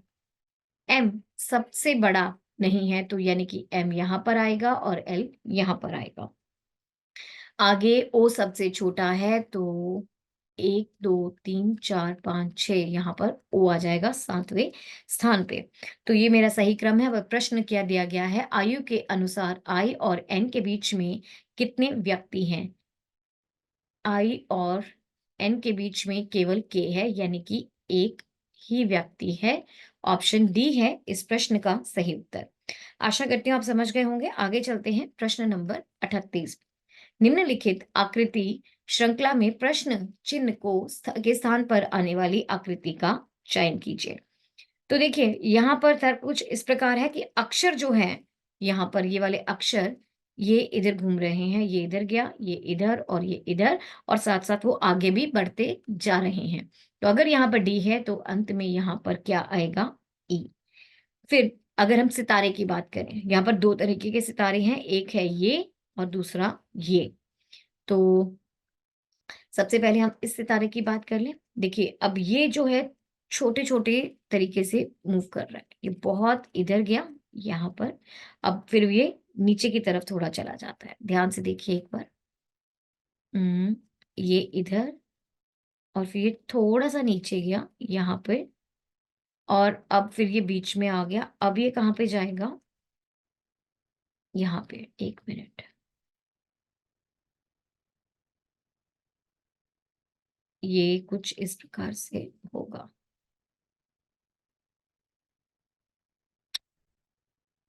थोड़ा ज़ूम करके बना लेते हैं। चलिए अब इसको देखते हुए, ये बीच में था तो ये कुछ ऊपर और यहाँ पे आ जाएगा। मैं इसको ऐसे ही बना रही हूँ, एक डायमंड की शेप में बना रही हूँ, क्योंकि स्क्रीन छोटी है और मैं पूरी शेप वो बना नहीं पा रही हूँ।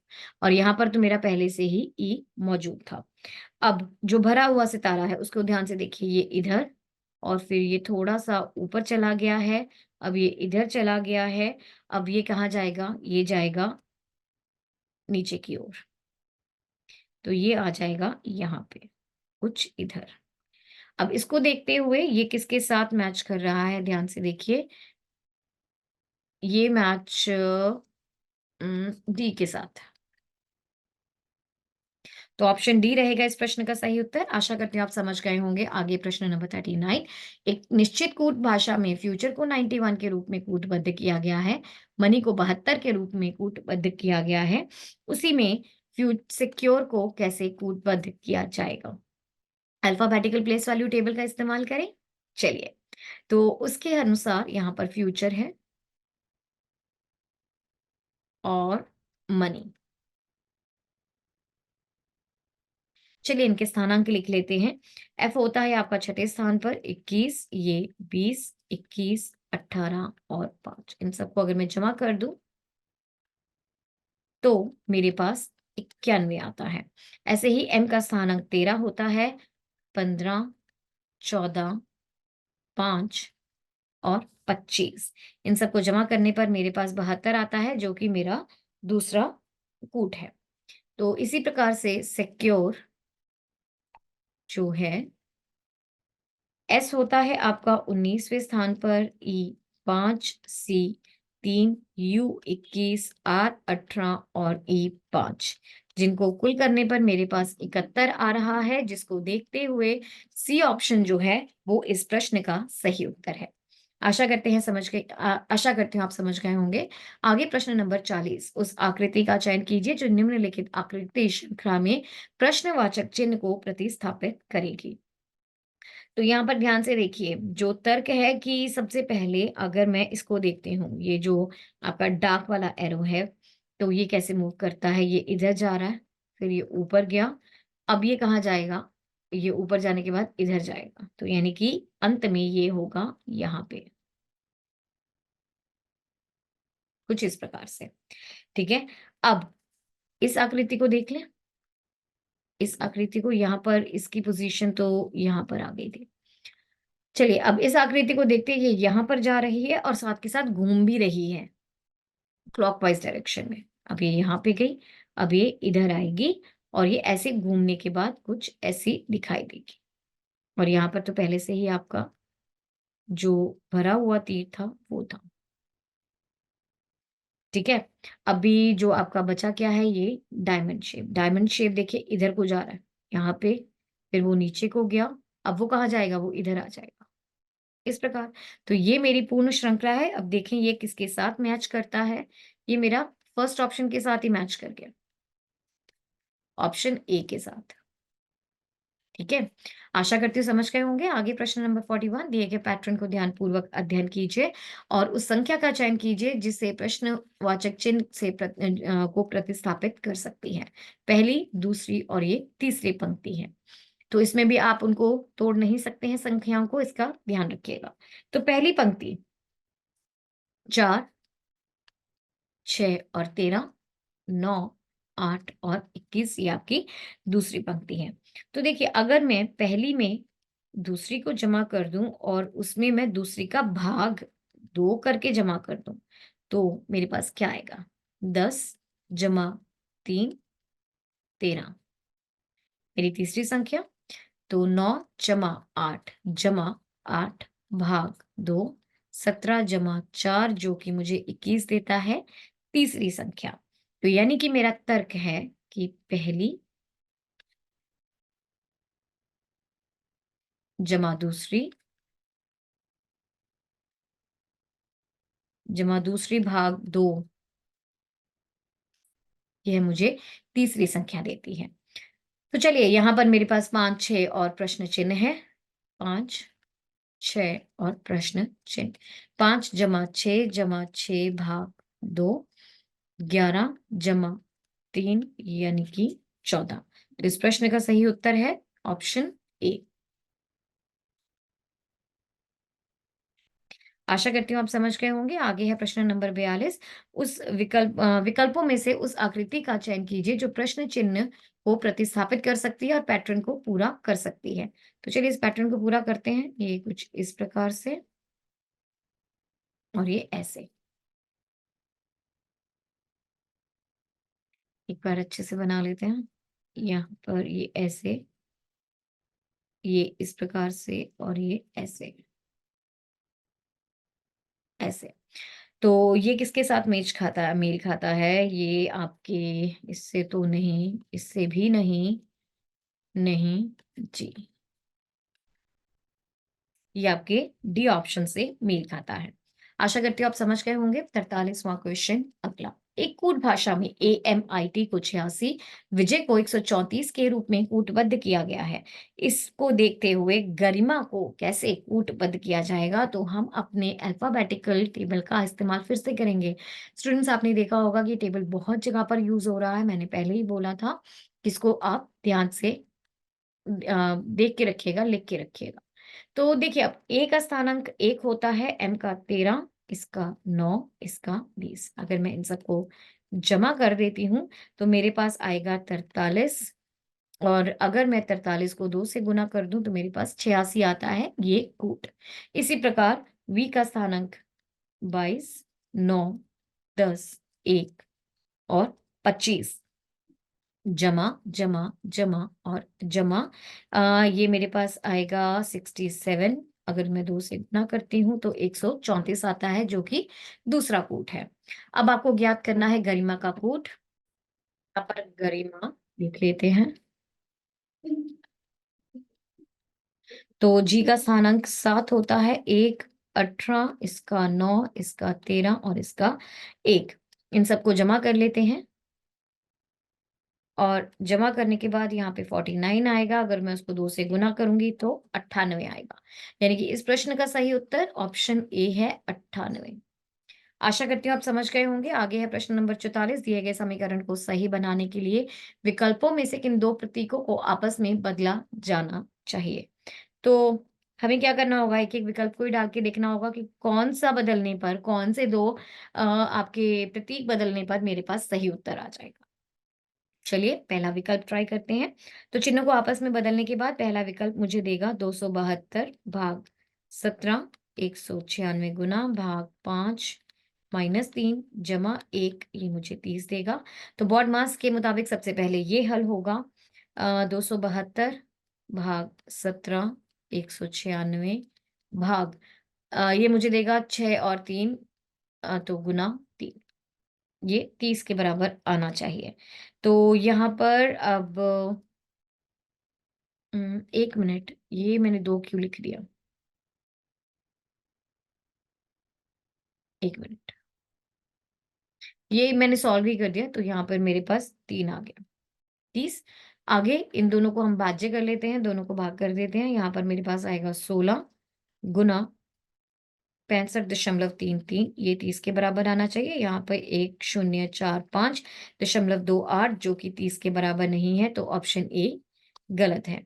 अब दूसरा वाला यहाँ पर आएगा 272 भाग 17, 196 भाग 5 गुना 3 जमा 1, 30 के बराबर। चिन्हों को आपस में बदलने के बाद सबसे पहले ये सॉल्व होगा। 272 भाग 17 माइनस 196 भाग 3, नहीं सॉरी 15 और ये 16, ये 30 के बराबर आना चाहिए। तो इन दोनों में अब हम भाग कर देते हैं इन दोनों को। तो ये मेरे पास आएगा 16 माइनस 24.5 जो कि -8.5 30 के बराबर नहीं है। तो बी भी मेरा गलत है। अब सी की ओर चलते हैं। तो यहाँ पर सबसे पहले चिन्हों को आपस में बदलने के बाद 272 जमा 17 माइनस 196 जमा 5 गुना 3 जमा 1, नहीं जमा नहीं, यहाँ पे भाग आना चाहिए। यह 30 के बराबर, ठीक है? तो अब सबसे पहले इसको हल करते हैं। 272 जमा 17 माइनस 196, 3 को 1 से भाग किया 3, 5 से गुना किया 15।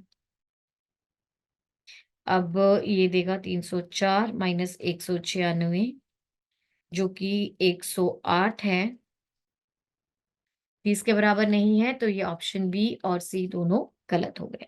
चलिए डी की ओर चलते हैं। अब दिए गए चिन्हों को आपस में बदलने के बाद मेरा समीकरण बनता है 272 भाग 17 जमा 196 भाग 5 गुना 3 माइनस 1, 30 के बराबर आना चाहिए। सबसे पहले ब्रैकेट्स को सॉल्व करते हैं। तो ये 15 माइनस 1 14, 30 के बराबर। अब इन दोनों को पहले भाग कर लेते हैं। ये आएगा मेरे पास 16 जमा 19, 196 को 14 से भाग करेंगे तो 14 जो कि 30 बराबर 30 दे रहा है। इसका मतलब डी ऑप्शन जो है वो मेरा सही उत्तर है। आशा करती हूँ आप समझ गए होंगे। आगे चलते हैं प्रश्न नंबर 45 पे। 3 कथन दिए गए हैं, 1 2 3 क्रमांकित 3 निष्कर्ष दिए गए हैं। कथनों को सत्य मानते हुए भले ही वे सामान्यतः ज्ञात तथ्यों से भिन्न प्रतीत होते हों, निर्णय कीजिए कि कौन सा निष्कर्ष तार्किक रूप से कथनों का अनुसरण करता है। पहला कथन, कोई भी खिलौना सुंदर नहीं है। तो वेन आरेख बनाए इसका। चलिए, कोई भी खिलौना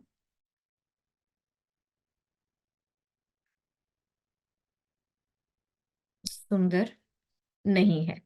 कोई सुंदर अभिनेत्री नहीं है।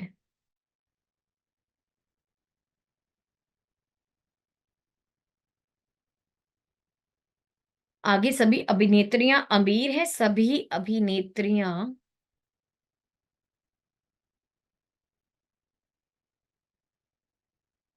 अमीर हैं। पहला निष्कर्ष, कोई खिलौना अमीर नहीं है, ये असत्य है क्योंकि खिलौना और अमीर के बीच में कोई भी संबंध नहीं दिया गया, इसलिए केवल संभव संभव हो सकता है। दूसरा, कुछ अभिनेत्रियां सुंदर है, ये सत्य है क्योंकि कुछ सुंदर अभिनेत्रियां दिया हुआ है हमें, तो ये सत्य है। तीसरा, सभी अभिनेत्रियां अमीर हैं, ये भी सत्य है क्योंकि सभी अभिनेत्रियाँ अमीर हैं, इसलिए आपकी कुछ अभिनेत्रियाँ भी अमीर ही हैं। तो आपके पास दूसरा और तीसरा निष्कर्ष सही है और पहला विकल्प इस प्रश्न का सही उत्तर है। आशा करती हूँ आप समझ गए होंगे। आगे है प्रश्न नंबर 46, दिए गए समीकरण को सही बनाने के लिए विकल्पों में से किन 2 प्रतीकों को आपस में बदला जाना चाहिए? तो चलिए ऑप्शंस देखते हैं एक-एक करके। सबसे पहले है अगर मैं भाग और जमा को आपस में बदलती हूँ तो मेरा समीकरण इस प्रकार बनेगा 35 - 2 गुना 3 बराबर होना चाहिए 56 गुना 8 जमा 3 भाग 100 गुना 11 के। तो ये आएगा मुझे 33 गुना 3। अब सबसे पहले ये दोनों भाग होंगे, तो ये मुझे देगा 0.03 गुना 11। इन दोनों को करने पर 448 जमा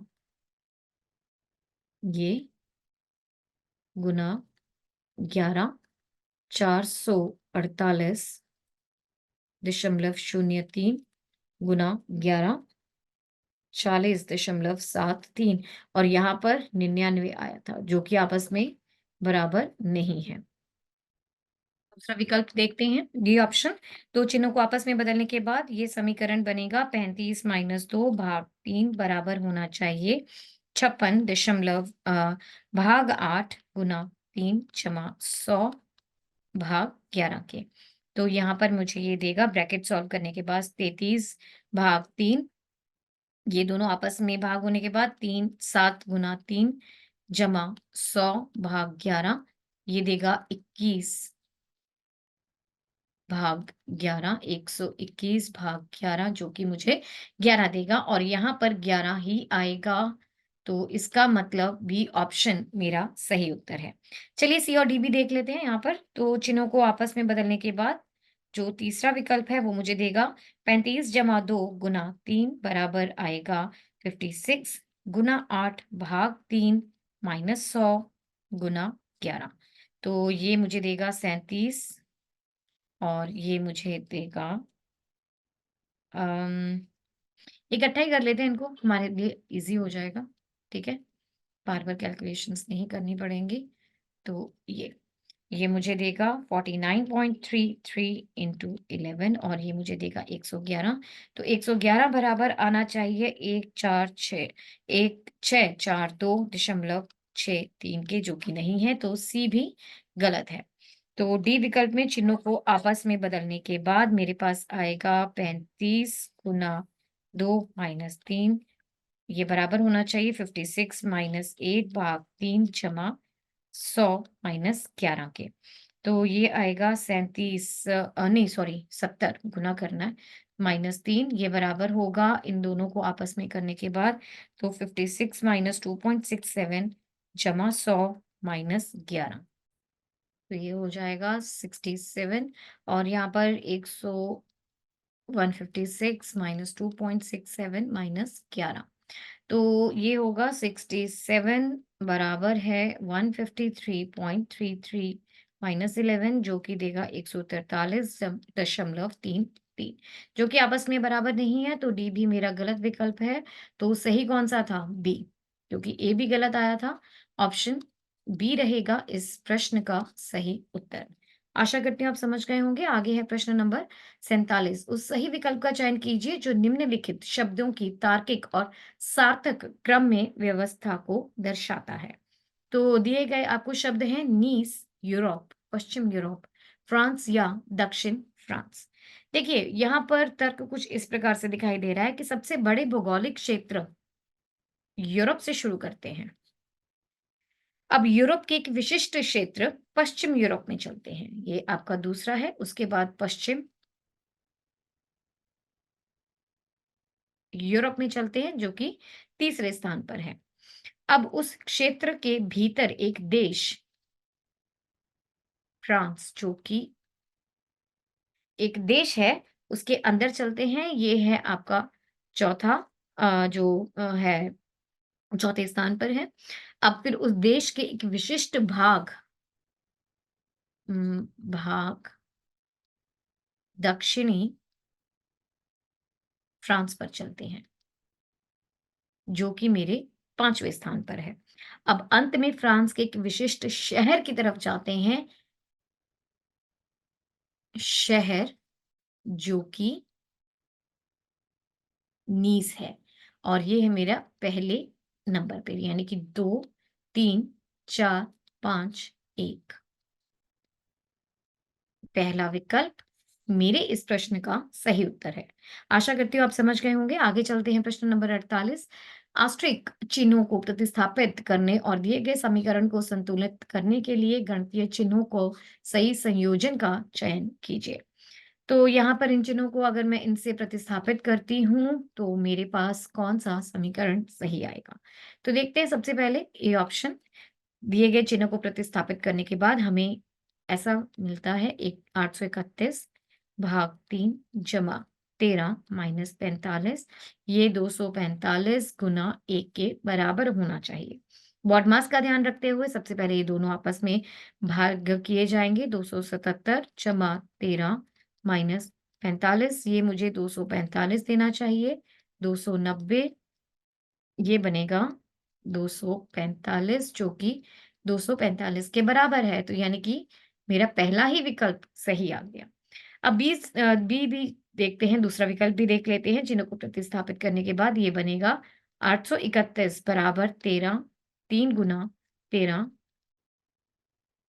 भाग 45 जमा 245 माइनस 1, तो ये होगा 831। इन तीनों को इकट्ठा ही कर लेते हैं। देखिए, 1 मिनट, 3 गुना 13 भाग 45, तो ये 13/15 आ जाएगा, जो कि मुझे देगा 0.87। ये होगा 831 245.87 माइनस 1, 831 244.87 के बराबर नहीं है। तो चलिए सी ऑप्शन भी देख लेते हैं। चिन्हों को बदलने के बाद ये बनेगा 831 बराबर 3 माइनस 13 भाग 45 जमा 245 माइनस 1, इन दोनों को करने के बाद 831, 3 माइनस 0.29, 245 माइनस 1, 831, 248 माइनस 0.29 माइनस 1, ये रहेगा 246.71, जो कि 831 नहीं है, तो सी भी मेरा गलत है। अब डी ऑप्शन में दिए गए चिन्हों को बदलने के बाद ये बनेगा 831 बराबर 3 भाग 13 जमा 45 माइनस 245 गुना 1।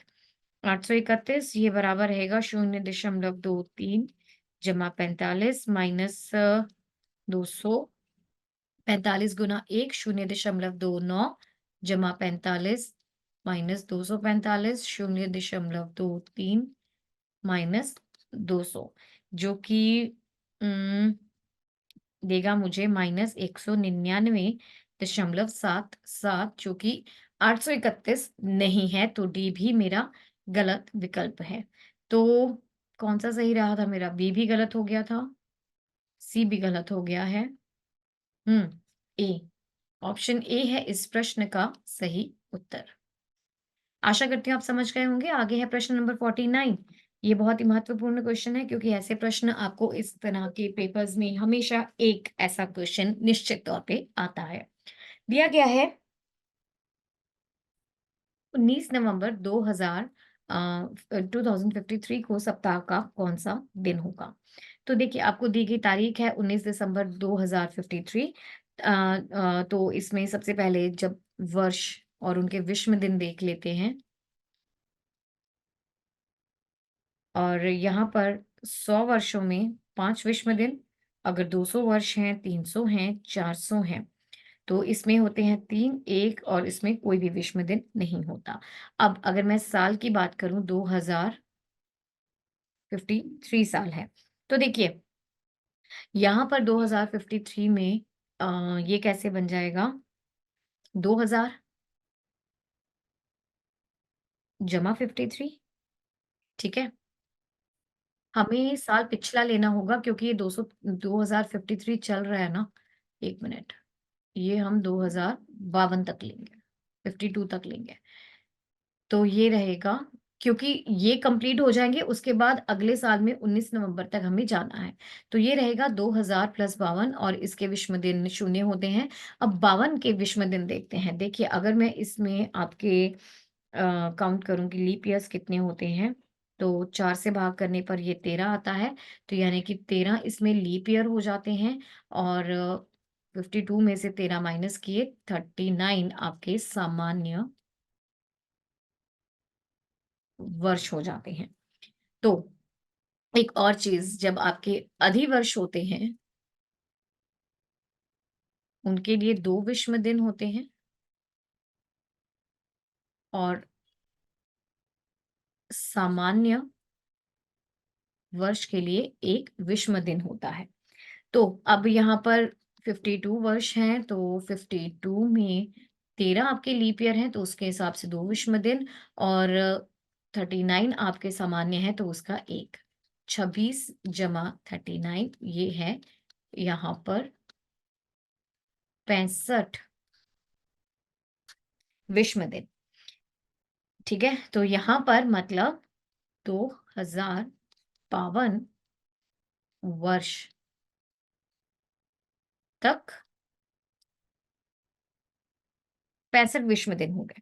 अब हमने 19 नवंबर तक जाना है। तो देखिए, जनवरी, फरवरी, जनवरी में 31 दिन होते हैं।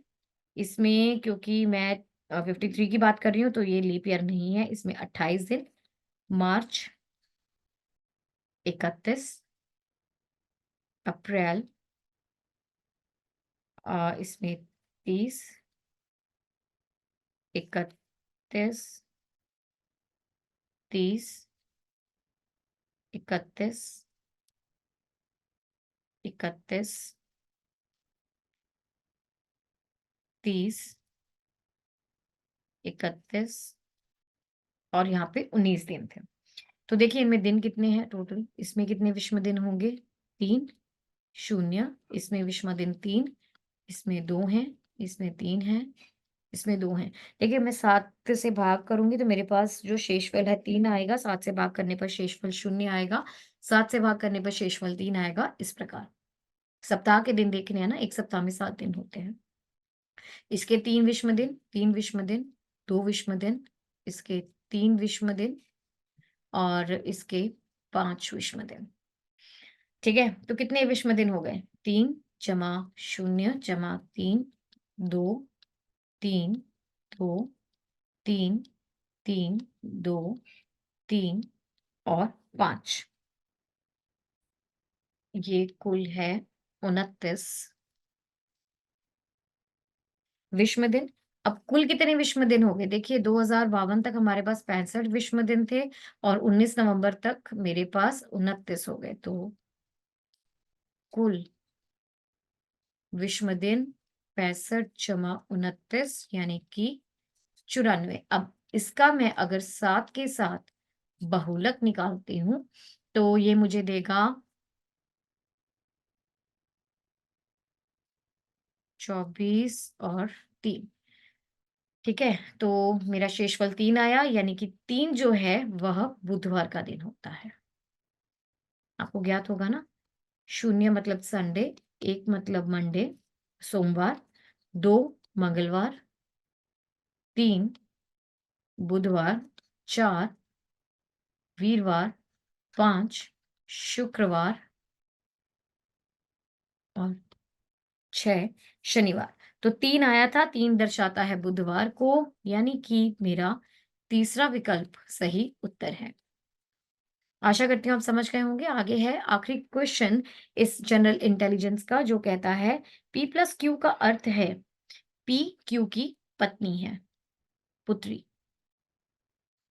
और परसेंटेज का अर्थ है कि P Q का पुत्र है।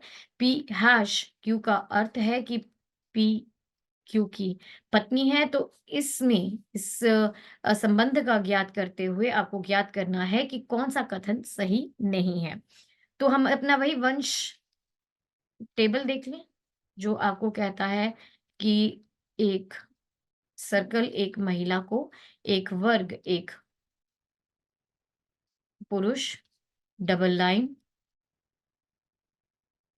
विवाहित जोड़ा, सिंगल लाइन, भाई भाई, बहन बहन या भाई भाई, यह अगली पीढ़ी को दर्शा रहा है। तो सबसे पहले आपको दिया हुआ है कि ए प्लस बी, जिसका अर्थ है कि ए बी की पुत्री है। तो ए बी की पुत्री है, एक मिनट, ए पुत्री है बी की। आगे हैश सी, इसका मतलब बी सी की पत्नी है। तो बी जो है पत्नी है सी की, इस प्रकार से। आगे आपको दिया गया है सी परसेंटेज डी, जिसका मतलब सी डी का पुत्र है। तो सी जो है वो पुत्र है डी का, सी डी का पुत्र है। एक मिनट यहाँ पे बना ले, यहाँ पे डी आ जाएगा। आगे डी हैश ई, तो यानी कि डी ई की पत्नी है। तो डी जो है वो पत्नी है ई की, कुछ इस प्रकार से। अब प्रश्न पहली ऑप्शन क्या है आपके पास कि सी ए का पिता है, ये सत्य है। सी ए का पिता है, बिल्कुल ठीक है। ये यहाँ पे देखिए सी ए का पिता है। बी ए के पुत्र की बहन है। बी ए के पुत्र की बहन है, ऐसा कुछ भी नहीं दिया। सॉरी, बी ई के पुत्र की बहन है। ई का पुत्र सी है, उसकी बहन नहीं, वो उसकी पत्नी है, ये गलत है। डी बी के पति की माँ है। डी बी के पति की माँ है, ये भी सही है। ए ई के पुत्र की पुत्री है। ए ई के पुत्र की पुत्री, ये भी सही है। तो यानी कि कौन सा कथन सही नहीं है? बी सही नहीं है। ऑप्शन बी रहेगा इस प्रश्न का सही उत्तर। आशा करती हूँ आप समझ गए होंगे। तो चलिए स्टूडेंट्स, इसी के साथ हमारे इन सारे क्वेश्चंस का हमने हल कर लिया है, और आप हमारी वेबसाइट www.examsnet.com को ज़रूर विजिट कीजिएगा, क्योंकि यहाँ पर आपको ये वाले एंट्रेंस एग्जाम के क्वेश्चन पेपर्स और भी बहुत सारे क्वेश्चन पेपर्स उनकी डिटेल PDF सॉल्यूशंस के साथ मिल जाएंगे। एक बेहतर तैयारी के लिए हमारी ऐप ज़रूर डाउनलोड कीजिए, जिसका लिंक आपको डिस्क्रिप्शन बॉक्स में मिल जाएगा। तो चलिए, keep shining, keep rising high. That's all for this paper. A very best of luck. Bye.